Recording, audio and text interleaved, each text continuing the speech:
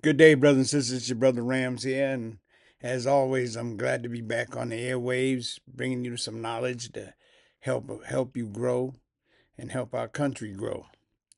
First and foremost, as I always do, I want to say thank you to all my supporters out there, my subscribers.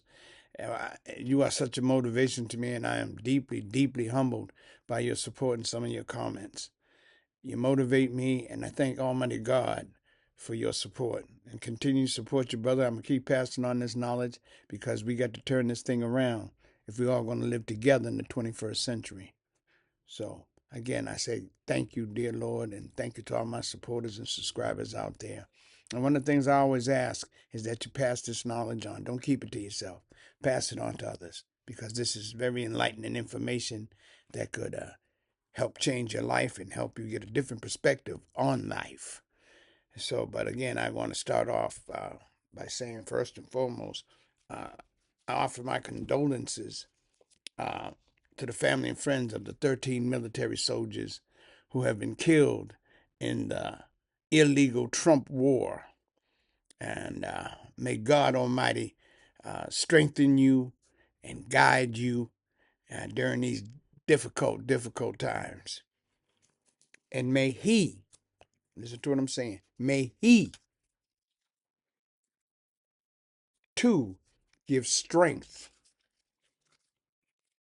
May Almighty God give strength to the families of those who have loved ones stationed in the Middle East. Because every day, anything could change. It could be boots on the ground. It could be airstrikes.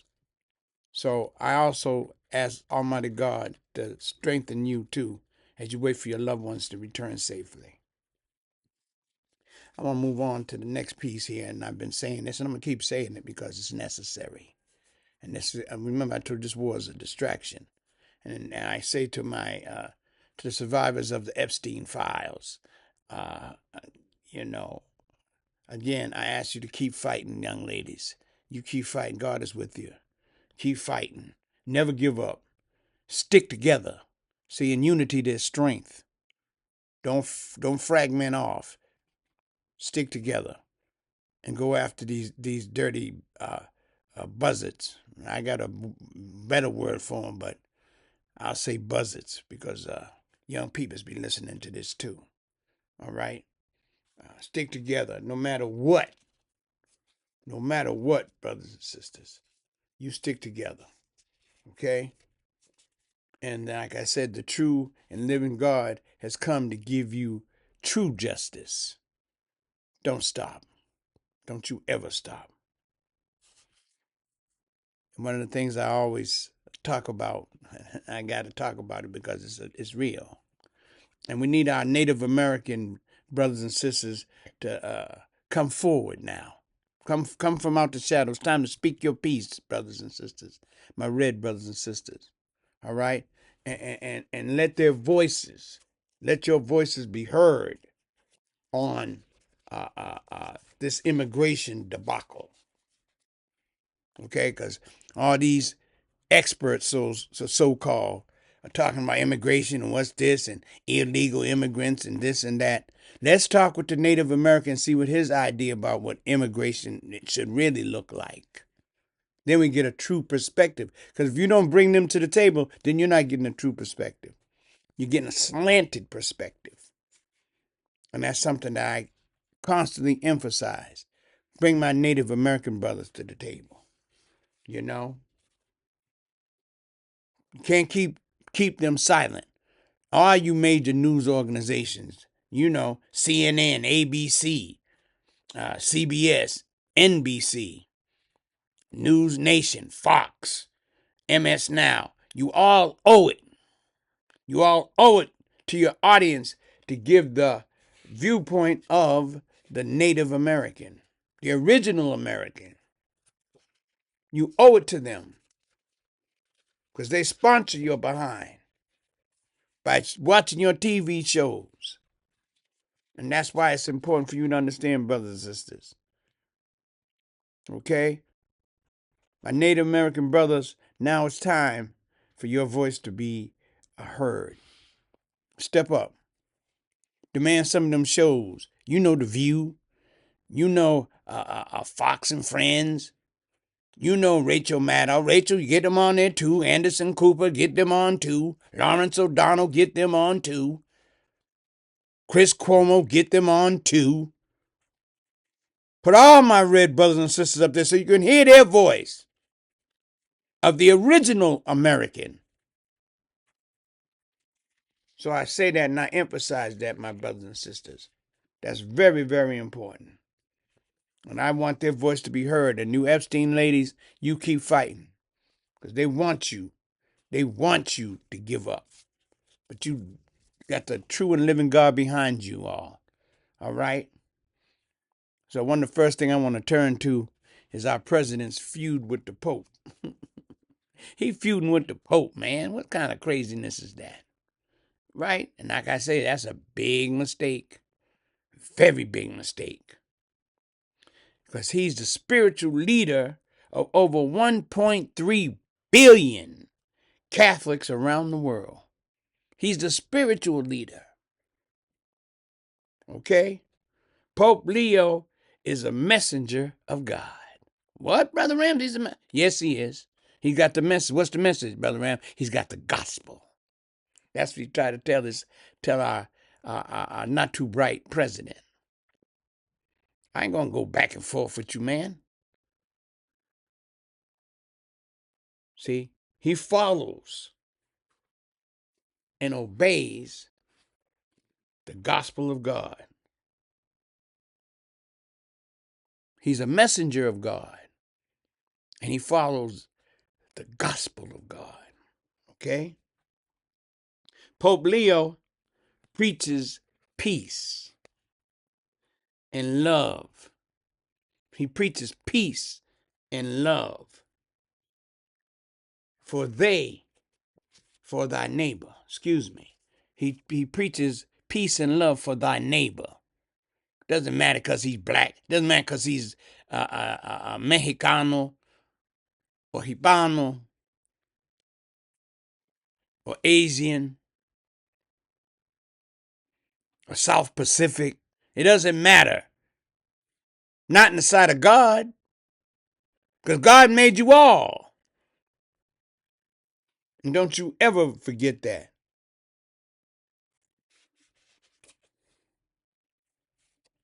Reverend Leo, he preaches and calls for unity among all people. That's what I just said. He calls for unity among all people. Okay? And not division. Because our president promotes division. The Pope is a peacemaker, not a warmonger. He's not a warmonger, right? Remember, he's a peacemaker, not a warmonger. He quotes how God loves the peacemaker. Oh, yeah, he loves the peacemaker. Remember in the Bible it says this? He loves the peacemaker, but he doesn't admire the mischief maker or bloodshedder. The mischief maker or the bloodshed, those are attributes of who? That's the attributes of a demon. Those are attributes of a demon. The Pope strongly disagrees with Trump on the treatment of immigrants and in this country, as well as the bombing and killing of innocent men and women and children. Pope can't go with that, man. He said that Trump and his ally, we all know who that is, are mischief makers and bloodshedders. They're mischief makers. He don't want nothing to do with them. That's why he don't go visit them. Because as a pope, he's obligated to stay away from mischief makers and bloodshedders. He's obligated to. All right? Remember, whoever disagrees with Trump, he attacks them. And he attacked the Pope. Because Pope said, I'm not agreeing with you. No. He immediately, get this, he immediately attacked the Pope. When the Pope said, no, I'm not for that. Denigration of the Pope. He denigrated him. He called the Pope weak. How do you know that? He called them weak and soft on crime. Soft on crime? He doesn't understand foreign policy. He understands God. He understands God and God's will. I think that's a little more important than foreign policy, because God is over all policy, foreign, domestic, or anything in between. He lied on the Pope.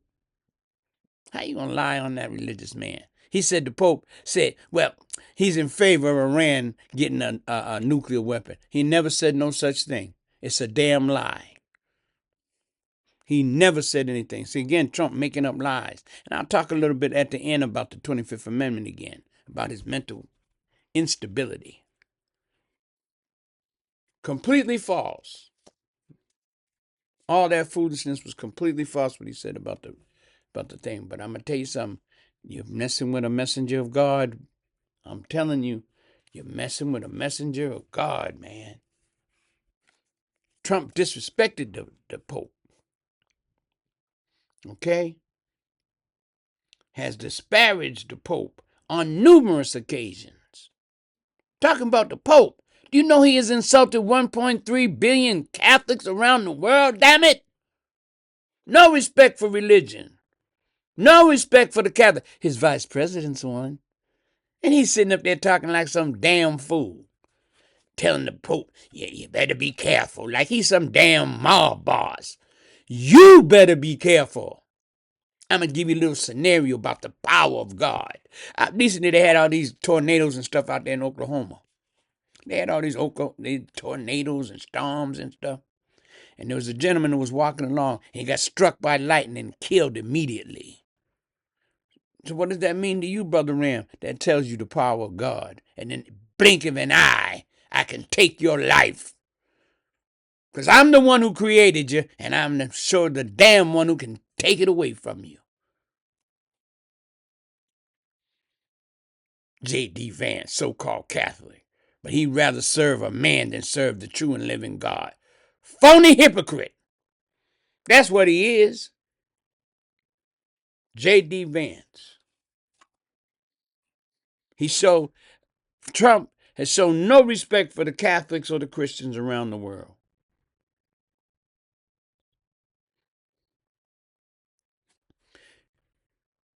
The Pope, see, that's why I love him. The Pope, he's not affected by Donald Trump's threats. He could care less. He's not affected by Donald Trump's threats, by his administration. His job as the Pope was to preach the gospel of God to the flock. Okay? Remember what the Bible says. Blessed are the peacemakers. Blessed are the peacemakers, for they shall be called the children of God. It's right there in the Bible. Blessed are the peacemakers. Is Donald Trump a peacemaker? I'm going to blow up the whole civilization and I'm going to send them back to the Stone Ages. Does that sound like a Christian? Pope Leo ain't paying attention to that foolishness because he knows there's a true and living God. God's not a mischief maker. He's not a bloodshedder. He allows the shedding of blood, but he doesn't purposely design to shed blood. And to show you God, people, remember yesterday, I'm going to tell you something. There was an attempt. You know what happened. There was an attempted assassination on Donald Trump. Attempted assassination. Interesting after he done spent a week of cussing out not cussing, but disrespecting the Pope. All right? Somehow, all right, this was assassination attempt on Trump's life. Somehow, Cole Allen, that was the guy they caught. Cole Allen was able to penetrate Trump's security team and get close to the press corps annual dinner. He got close. What does that say, Brother Rams? That says one thing, that guess what? God will find a way to get past your security. You got all kind of big old guys up there. They got Mac 10s and AK-47s and big burly dudes, and they got Secret Service and the double service and the multi-service, and they got all them peoples around the president. But guess what? Someone still got through. He didn't get all the way through, but he got close enough. Imagine if he had been an Iranian with one of them bomb vests. You'd have been close enough to cause a lot of damage. My point to you, Donald Trump, is you can't threaten a man of God, baby, because he works for the ultimate God. And in a bat of an eye, Mr. Trump, Mr. Vance, you could be gone. Humble yourself, like Pope Leo. He works with the poor, the downtrodden. He enjoys working with them, Pope Leo. And you disrespected him and the 1.3 billion Catholics and Christians around the globe. Disrespected him. To Mr. Trump and Mr. Vance, the unseen power of God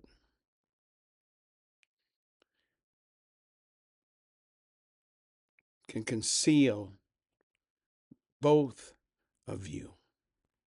Excuse me, not conceal.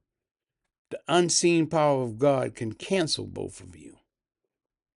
Again, in the back of a bat of an eye. You're fooling with God, and you're fooling with God's messenger. You're walking dangerous area, Mr. Trump and Mr. Vance. Dangerous. You see, yesterday, attempt on his life. Only by God's grace and mercy, he didn't get through. But that's a wake-up call for our president. It's a wake-up call for our president. Okay? And remember, think about it. He had all the levels of chain of command right there in that room, man. Who's the top three? President, Vice President, Speaker of the House. They all were there. They all were there. But God said, no, this isn't your time. I got something else planned for you. Because remember what I told you, God surely knows what we know not. And he's a true and powerful God. And that's what we all must understand. He's a true and powerful God. And we must remember that. But I'm going to now get into the meat and the juice of this podcast. And I'm calling this podcast The Trump War, an American economic and geopolitical quagmire.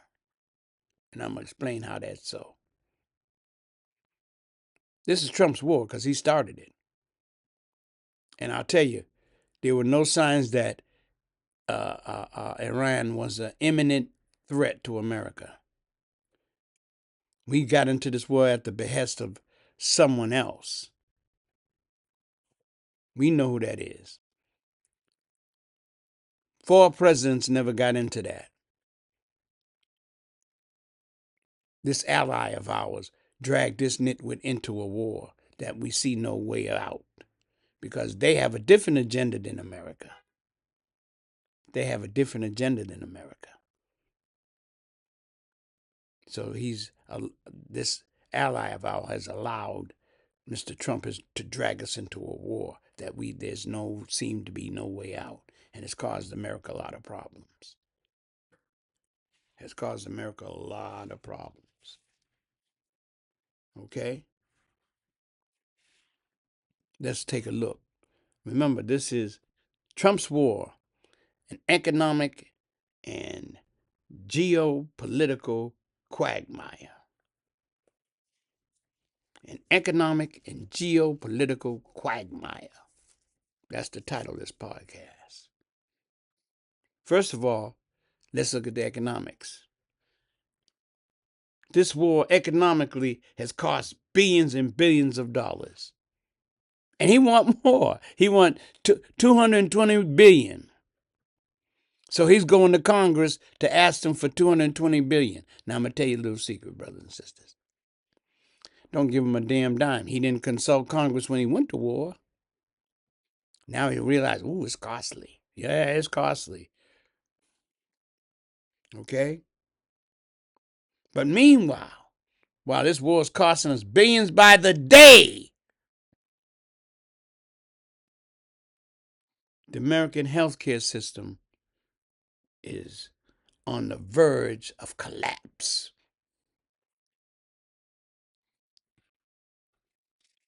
It's on the verge of collapse, brothers and sisters.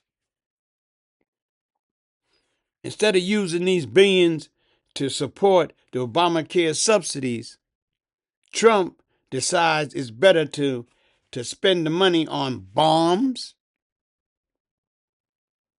deployment of military personnel. Remember all them ships and super carriers and destroyers? Those people have to get paid. So when you deploy all them people over there, it costs money and it costs billions. But instead of using an American healthcare system, nope. I'm going to use it to bomb innocent kids and men, women, and children. That's what your taxpayers are spending on. As a result of this unprovoked war,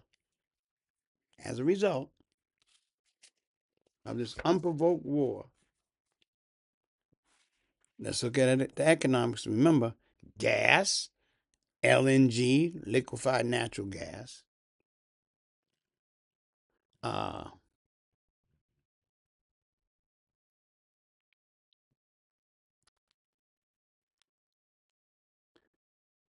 fertilizer, and many other products have skyrocketed. Look at jet fuel. If you've already booked a flight before, now you go back to book that same type of flight, and it went up $200, $300, $400. Okay?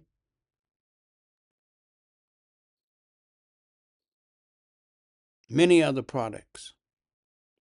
Okay? Fertilizer. Let me tell you a little piece about that. The American farmer is taking a beating in terms of high cost of fertilizer,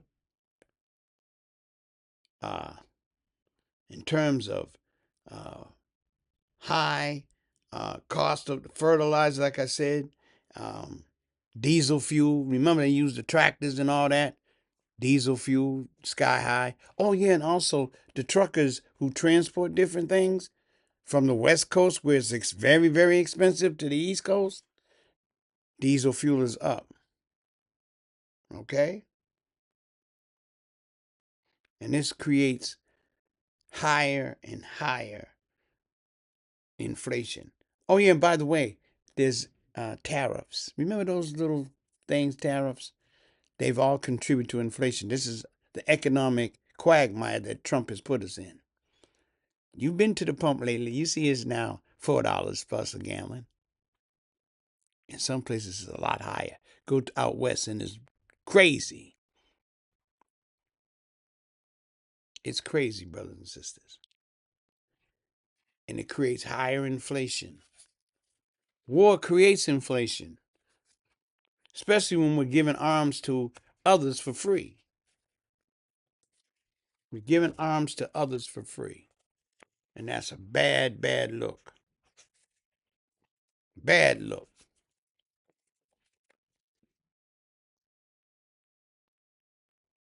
So this is an economic quagmire. And guess what? There seems to be no solution. Does he offer a solution? Oh, he keeps saying, well, you got to kind of deal with the little pain. Really? Everybody ain't a billionaire, Mr. Trump.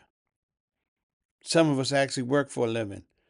Some of us have to put food on the table. Some of us have to provide for our families and our children. Sometimes we got to decide now, we got to decide, should I put gas in the car or should I buy some groceries? Sad. He don't care because he got plenty of money. Okay? That's the economic quagmire he has put us in with no end in sight. Your price is going to keep going up. Everything going to go up, as you noticed. All right? Now let's talk about the geopolitical quagmire he's in. Okay?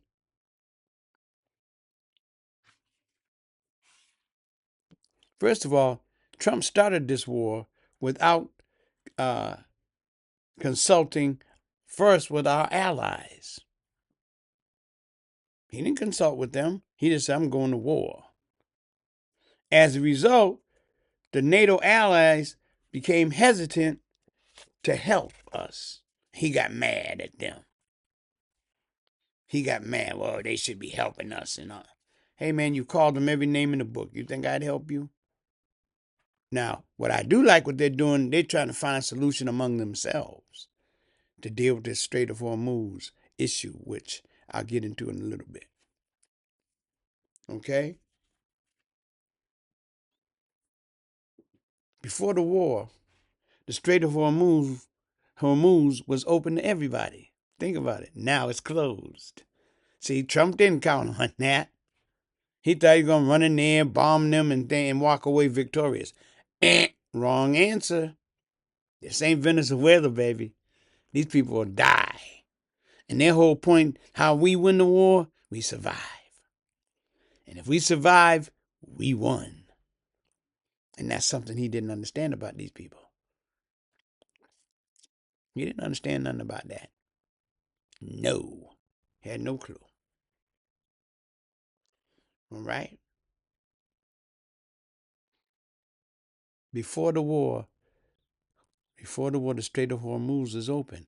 Now it's closed. Why?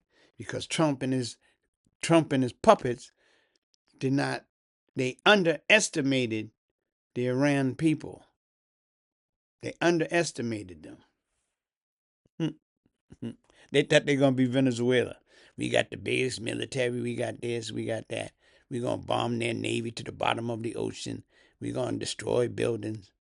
But guess what? That's not Iran's strategy. You can't.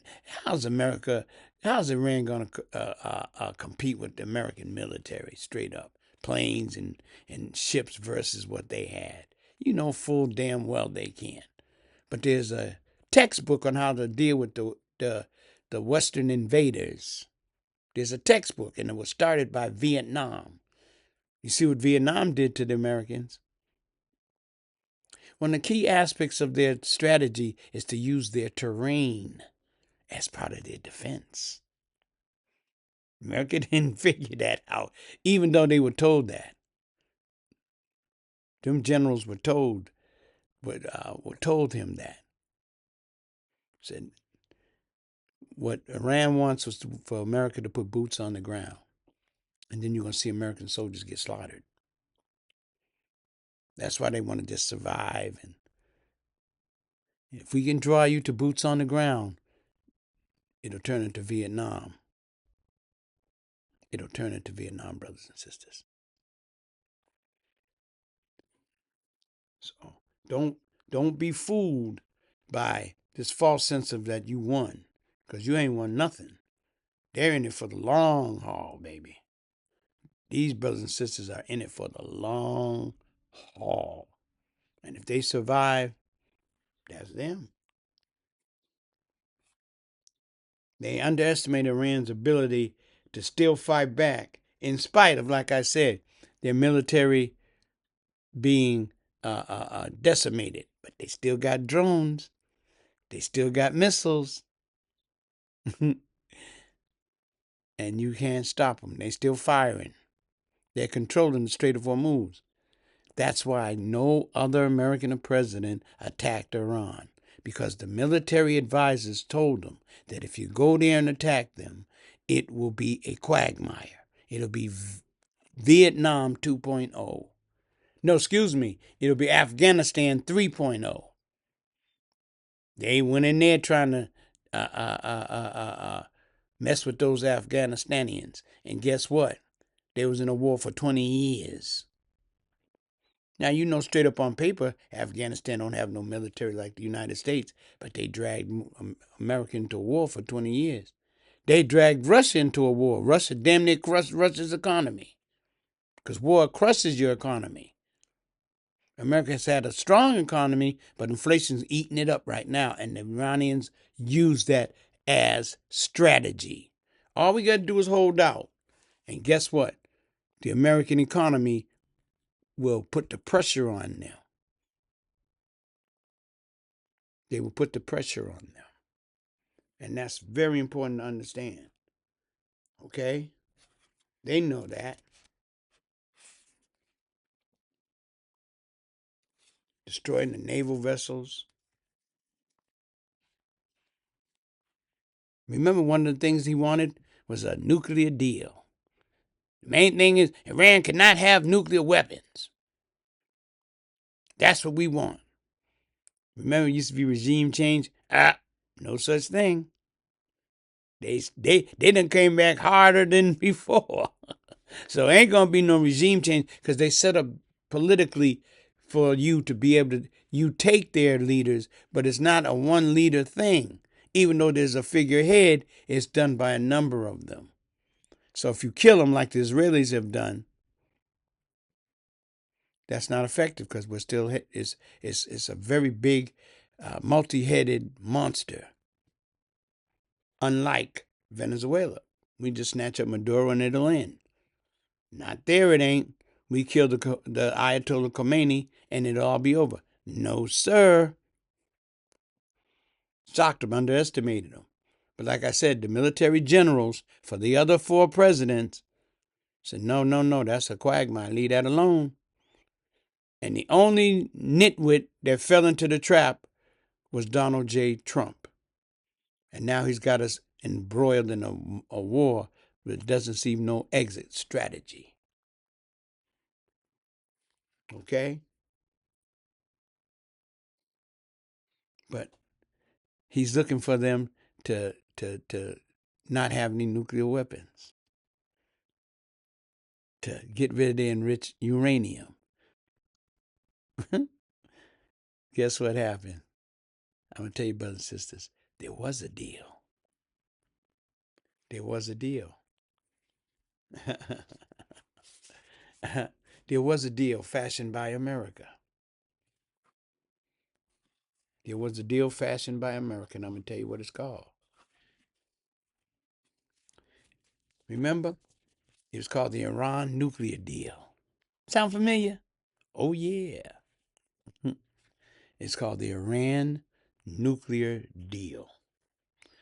But it was formerly known as the JCPOA. JCPOA. That's an acronym.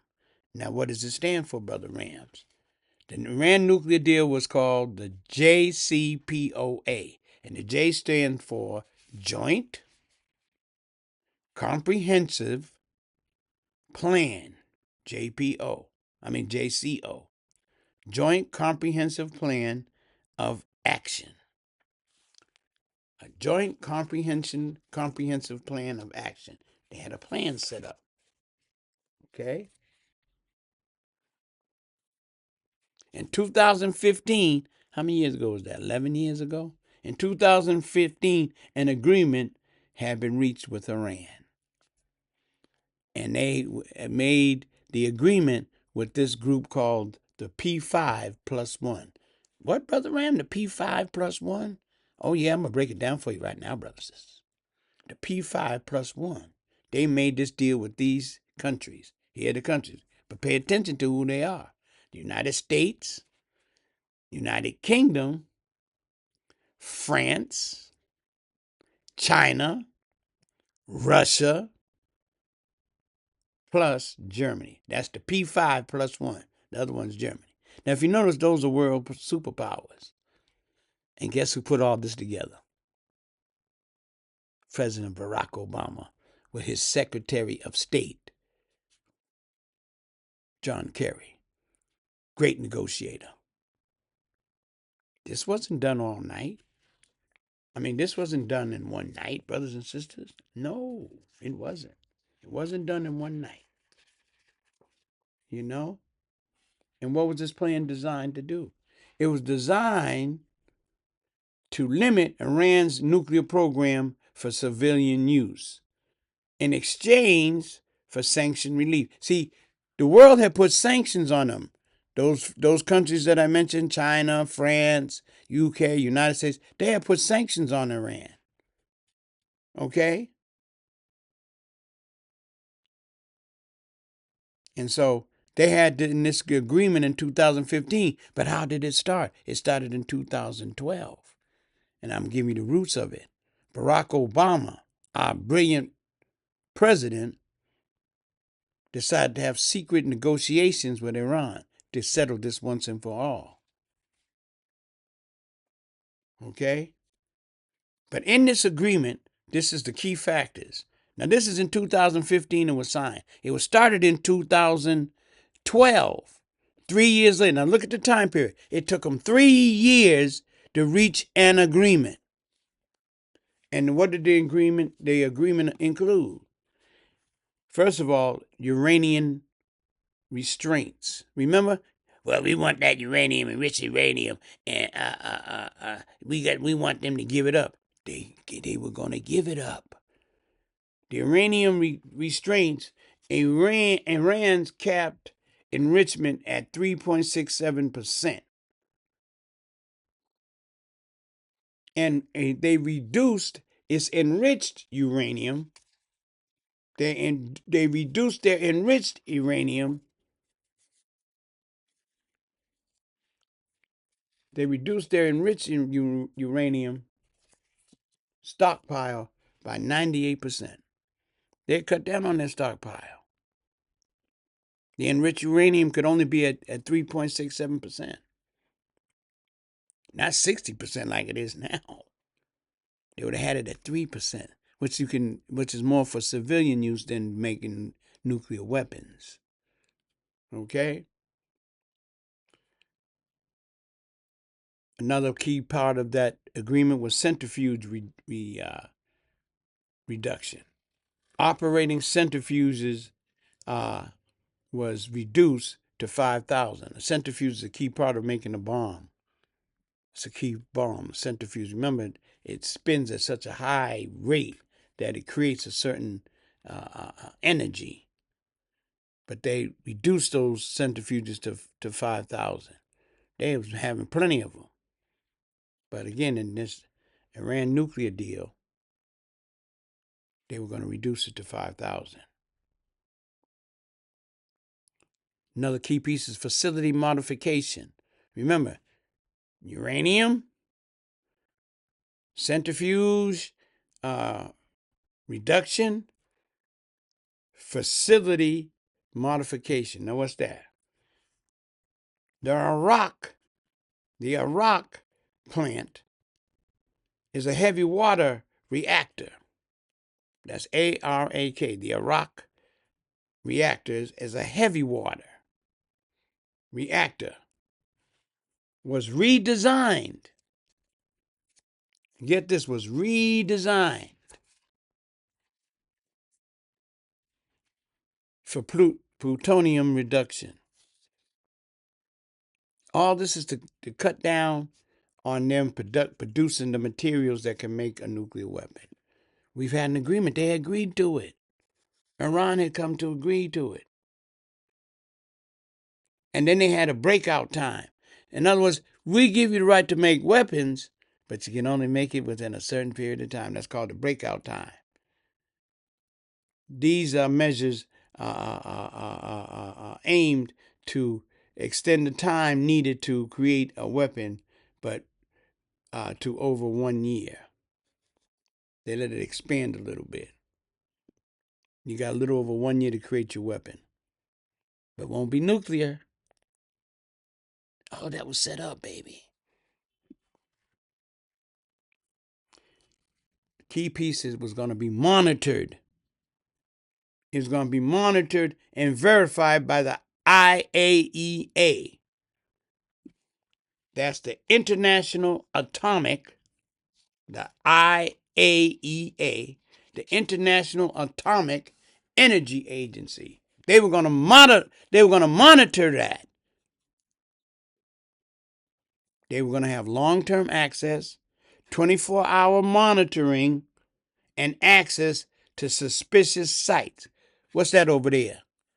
We're going in right now. Take a look at it. Yeah. The IAEA, the International Atomic Energy Agency. They're going to be there monitoring. So they got everything lined up for Iran. Right? And then we got sanctions relief. You do all those things, then now we lift that money that we basically have garnished from you, over $100 billion from their oil, and out of different banks that they had put sanctions on, holding up Iranian money. And I heard some of the critics against Obama, where he gave all them Iranians all that money. It was theirs. If they're going to not advance nuclear weapon technology, then you got to ease up on that. They agreed to reduce nuclear weapon technology, and that's important. Okay? America released over $100 billion in Iranian assets. Okay? And then here's the other piece. There's the snapback to sunset. In other words, the snapback is this. You violate those agreements, those conditions, and immediately all those sanctions will be reimposed. We got them to sign it in 2015, brothers and sisters. Iran had did that. The deal was completed in July of 2015. Remember, Obama initiated a secret direct talks, with Iranian officials in 2012. I told you about that. Which paved the way for the agreement in 2015. Now, remember 2012 to 2015, that's 3 years to get an agreement. He's trying to get it done overnight. Obama's negotiating team. Now, listen how sharp our brother is. That brother was so sharp. Good God Almighty, man. That fool called him, he low IQ. The one with the low IQ is the one that man in the mirror he looks at. He's the low IQ. Obama did it the way you're supposed to do it. He used a multi-agency effort led by the State Department and supported by and got technical support from the Department of Energy. Now, who led the negotiations? The Secretary of State, John Kerry. Kudos to John Kerry and his team of negotiators. Kudos to John Kerry, Secretary of State. Can I ask you something, brothers and sisters? Who's the Secretary of State for America? It's little old Marco, little hand Marco. That's what his boy calls him. Little hands Marco. Damn shame, Marco. Disgrace, baby. That's not their job. Guess who the president sent? Guess his lead envoy. Who are they, Brother Rams? Steve Witkoff and son-in-law Jared Kushner. Whoa. You might as well send the two stooges over there, baby. Them people don't respect them. Let's take a look. Those two are the ones Let's first of all look at their experience. They have absolutely no experience in diplomatic issues. I'll say it again. Steve Witkoff and Jared Kushner have absolutely no experience dealing with international negotiations. They're both real estate moguls. So why are they going over there? Look at, he sent them to where? To Russia to deal with Russia and Ukraine. Has it stopped? No.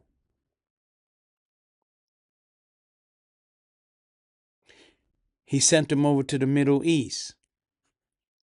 Has did that country stop bombing the Gaza Strip? No. They have no diplomatic experience. But I tell you what they did do. Jared Kushner made a mint talking to the UAE, United Arab Emirates, they and Saudi Arabia, making land deals. Remember, they're real estate people. They're not diplomats. Where's Marco Rubio? He's the Secretary of State. Why isn't he over there? That shows you Trump doesn't know what he's doing. He has no exit strategy for this geopolitical quagmire he's put us in called the Trump War. He has no experience sending those guys over there. They have not experienced. Then he sent J.D. Vance. He's about experience as a kitchen fork.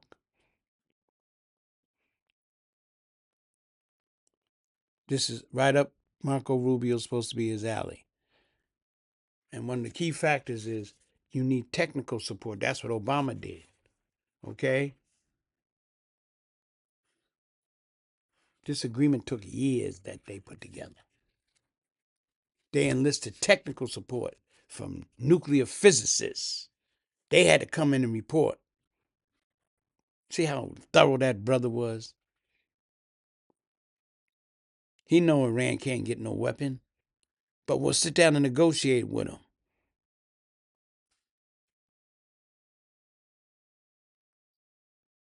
The world's superpowers appreciated the deal that Barack did. And I heard, I don't know how true it is, but the Iranians said, and again, I don't know how true it is, but I've heard through YouTube and some things that the Iranians, they said we want Barack to come over and do the negotiating. We don't want to talk to none of them, and they walked away. They said we ain't negotiating with America because we can't trust them. Because in 2018, Trump came in and he tore up the agreement.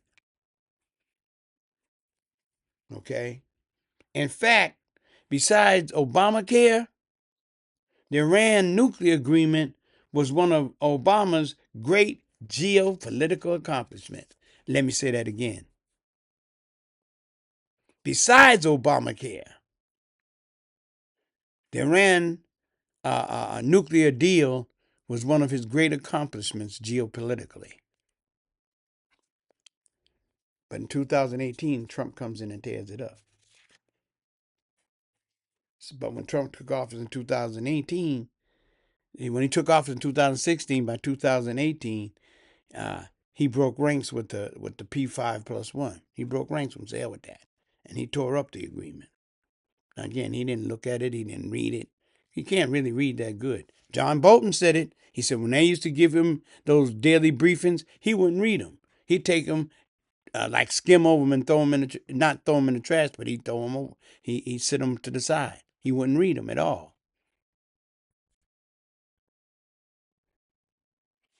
But there were basically a couple of reasons why he tore up that agreement. First of all, he did not fully understand the agreement.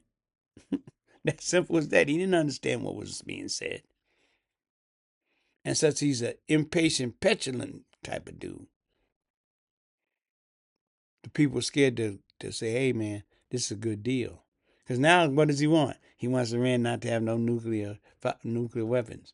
They were all set to give all that up, but no fighting, no killing.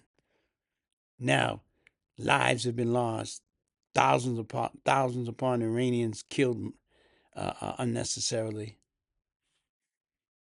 All right, and it's this disdain for Obama. That's anything Obama did, and that's part of Trump's racist, white nationalist personality. I don't want nothing Obama did. Everything Obama did was bad. He gave health care to a lot of millions and millions of Americans. Remember Trump, when you went in office, you said you got a better health plan? This is 2008, 9, 10. Where is it? Still ain't seen the Republican health care plan. Mystery, ain't it?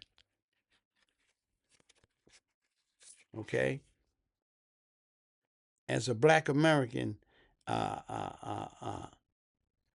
Obama was a great orator and a skilled politician. And that's what he didn't like about him.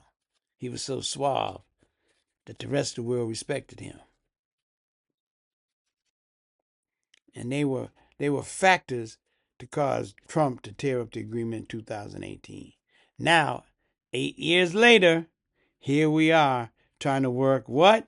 A nuclear deal. But with Iran, one key point, Iran does not trust America. See, think about it. They had got their trust over 3 years, and the next year, no, it doesn't work no more.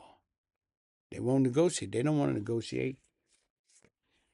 Again, the non-qualified Jared Kushner and Steve Witkoff going over there, they said, we ain't meeting with them. We're not meeting with them at all. And that's a disgrace. It really is. But I just want to say this. Donald Trump, you are an opponent of DEI. Remember that? Diversity, equity, inclusion. I told you God made diversity, equity, and inclusion. But let's take a look at your cabinet. I've done it over and over again. Many of them are totally not qualified for the position. The only qualification they have to have is that they're willing to kiss Donald Trump's behind. And even then, in the end, that still might not work. Ask Pam Bondi. Look, I bet you she's sitting around saying, damn, I did everything, kissed his behind, did everything, he still fired my behind. Because you get no respect. When you lose your integrity, you get no respect. So she wasn't to be respected. That's why it was easy to get rid of her. But let's take a look at some of his cabinet members.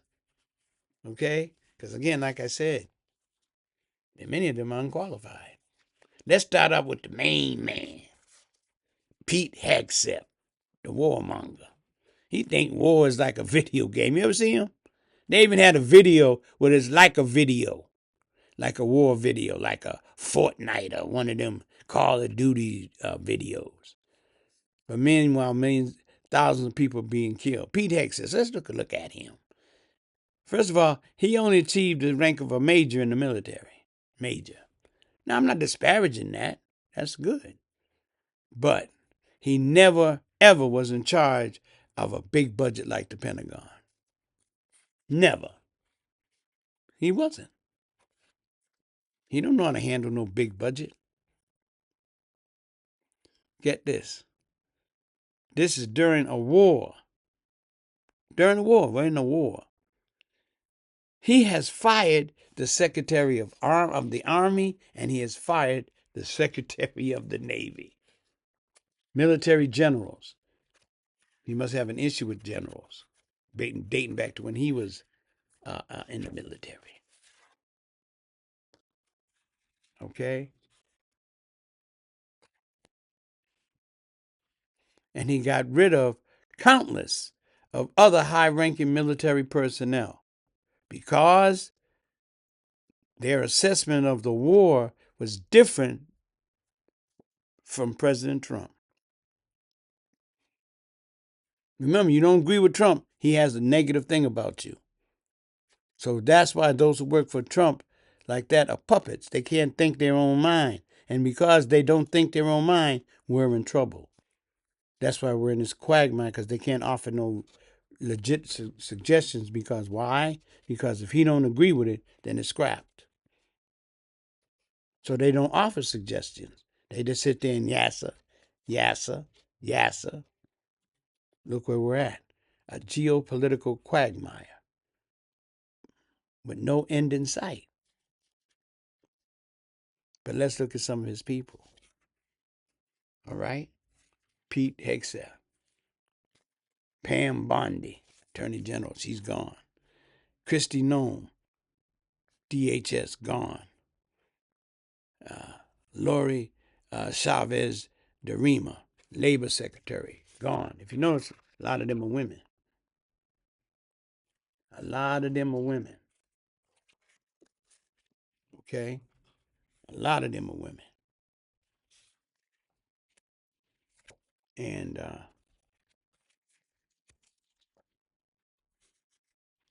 yep, a lot of them are women, brothers and sisters.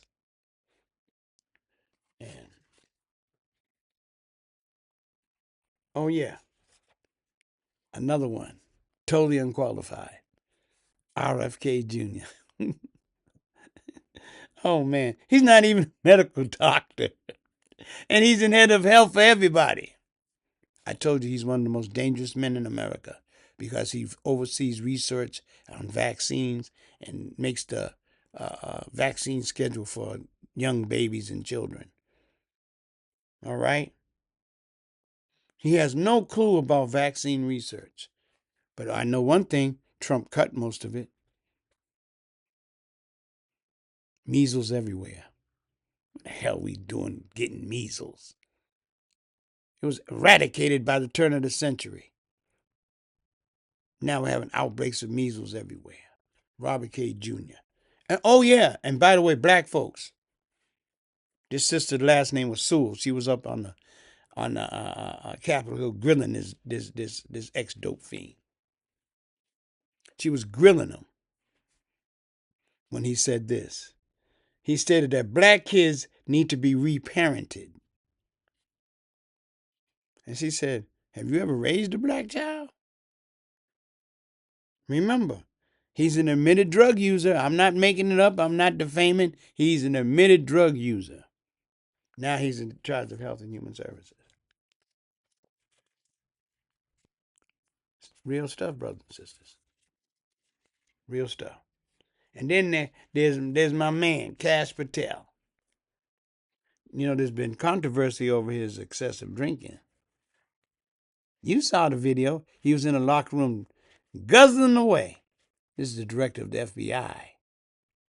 What you doing getting drunk, man?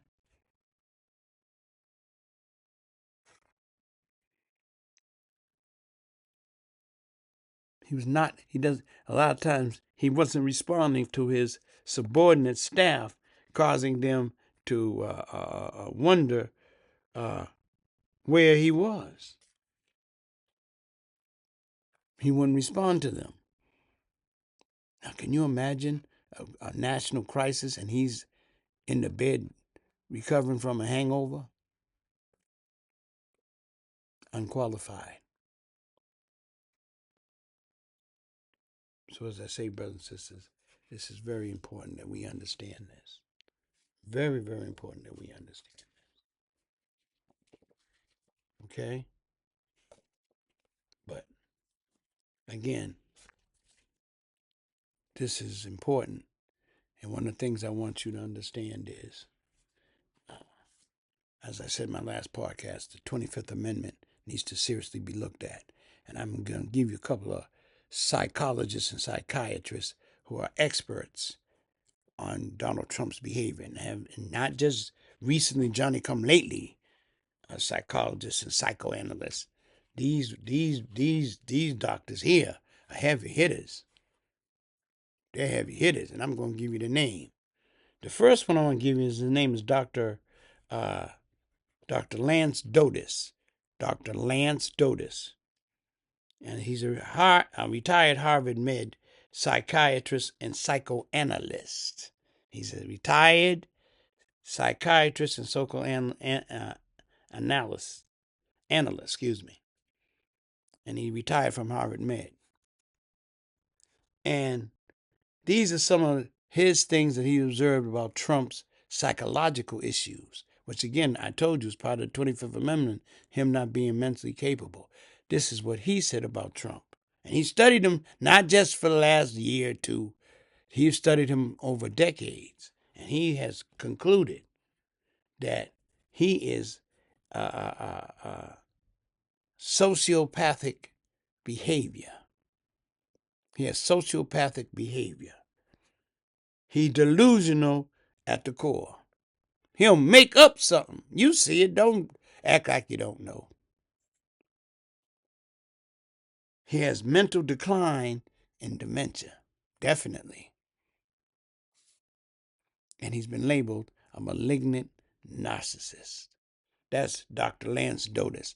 And then you can also look up a doctor named Dr. John Gartner. He was in my last podcast.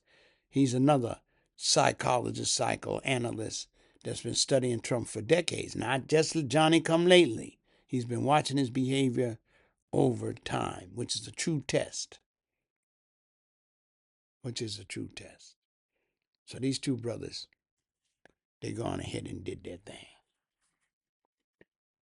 So look them up, Dr. Lance Dotis and Dr. John Gartner. And of course, I'm going to end with some Black history. And this is about a brother, Dr. Earl Shaw.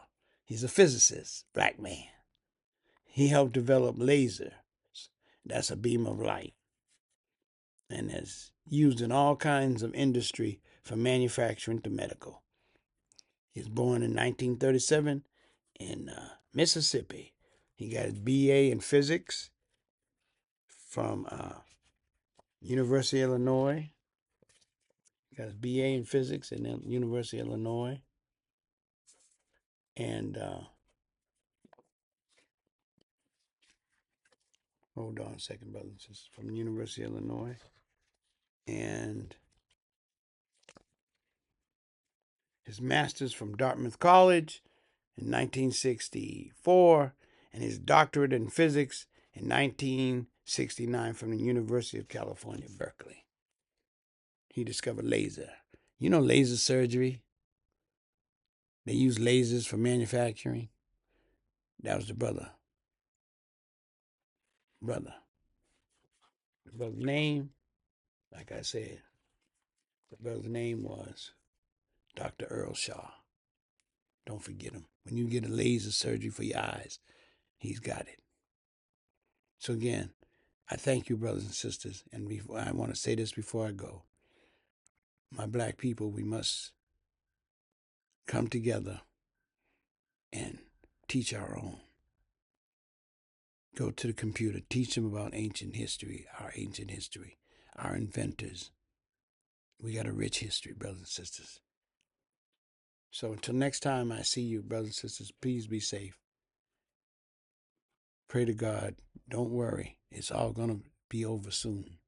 This foolishness with our president, God has come to put an end to it. Trust me. You must trust in his plan like Rebecca. So again, thank you very much for listening. Peace, and may God bless you all.